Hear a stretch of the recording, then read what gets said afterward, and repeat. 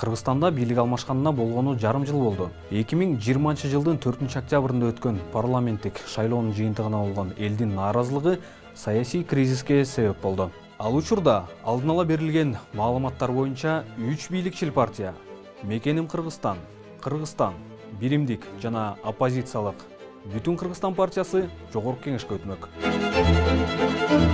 Добуштарды санай келгенде биринчи орунду Биримдик алган. Бул партияны депутат Асылбек Жээнбеков аркылуу ошол кездеги бийлик менен байланыштырышкан. Асылбек Жээнбеков ошол кездеги президент Сооронбай Жээнбековдун бир тууган иниси. Мекеним Кыргызстан парламенттик шайлоодо экинчи орунду ээлеген. Бул партияны эгемен Кыргызстандын тарыхындагы эң чуулгандуу коррупциялык жаңжалдын фигуранты Матраимовдун үй бүлөсү менен байланыштырышат. Митингчилер ак үйдү басып алгандан кийин Боршайком парламенттик шайлоонун жыйынтыгын жокко чыгарууга аргасыз болгон.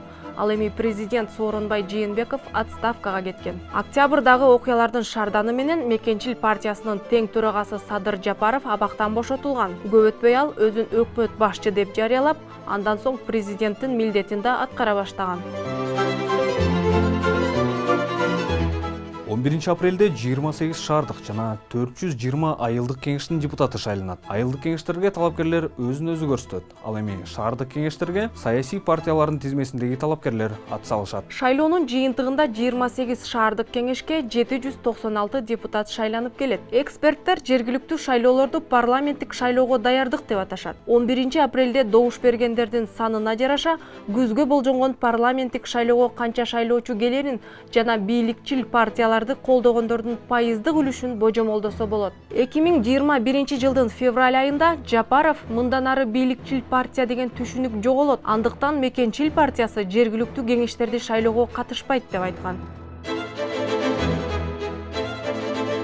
Клубтун дата журналисттери Азиза Раимбердиева менен Савия Хасанова шаардык кеңешке аттанган талапкерлердин тизмесин талдап чыгышты. Журналисттер 4-октябрда өткөн парламенттик шайлоодо талапкер болгон 208 кишини аныкташты. Алар шайлоонун жыйынтыгы жокко чыгарылып, өлкөдө саясий кризистин орношуна себепкер болгон 3 партиянын тизмесинде болгон.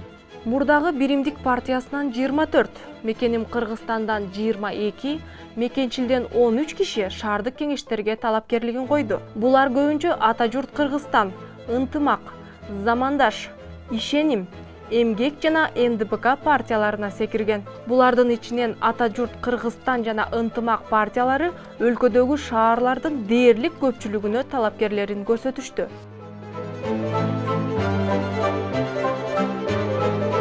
Өткөн парламенттик шайлоого да катышкан 208 талапкердин 20сы шаардык кеңешке жаңы түзүлгөн Ата журт Кыргызстан партиясынын тизмеси менен баратат. Бул партиядан шаардык кеңешке депутат болом дегендердин саны 1000ден ашат.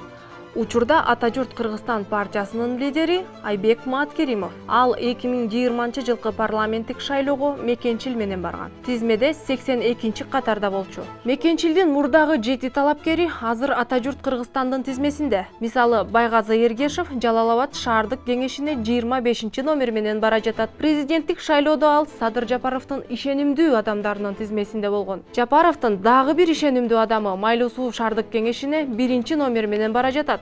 Ал Бакытбек Насырбеков. Мындан тышкары Жалал-Абад шаардык кеңешине Ташиев Таймураз Камчыбекович да талапкерлигин койду. Ал Камчыбек Ташиевдин уулу. Камчыбек Ташиев Садыр Жапаровдун үзөңгүлөшү, Мекенчил партиясынын тең төрагасы жана УКМКнын учурдагы төрагасы. Таймураз Ташиев Жалал-Абад шаарында мотор майларын саткан Томас и Ко компаниясынын директорунун орун басары.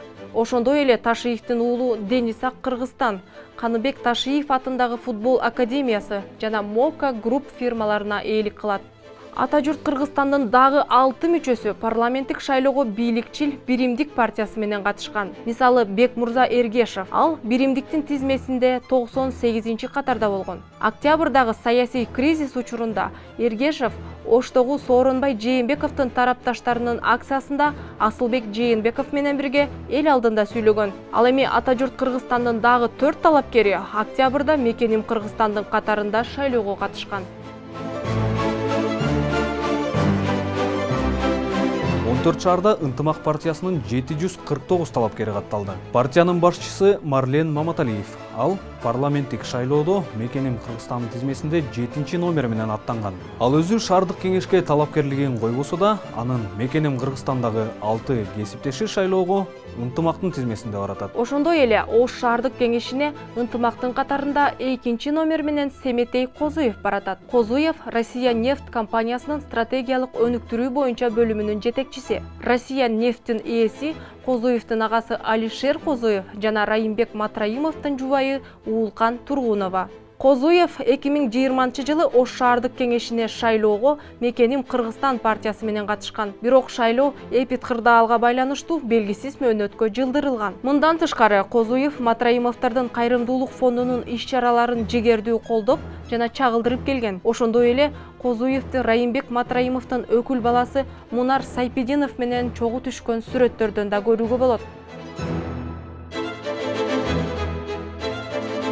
Кыргызстандын элдик демократиялык партиясы НДПК Кыргызстандагы 4 шаардын жергиликтүү кеңешинен мандат алгысы келет. НДПКнын талапкерлеринин арасында биримдиктен 5 киши бар. Бешөөнүн арасында Бишкек шаардык кеңешинин азыркы депутаты, экс-депутаты жана боло турчу шайлоого талапкерлигин койгондор да бар. Мисалы Нуржан Тынымсеитова. Ал мурда биримдиктин тизмесинде 12-чи катарда болчу. Учурда Бишкек шаардык кеңешине НДПК менен барчулардын 9-чу катарында. Тынымсеитова 6 фирманын башкы директору болуп саналат. Ага таандык 4 фирма Бишкектин экс-мэри Азиз Суракматовго байланышы бар деп айтылат. Елизавета курулуш компаниясы, Слон юридикалык фирмасы Тынымсеитовага тиешелүү.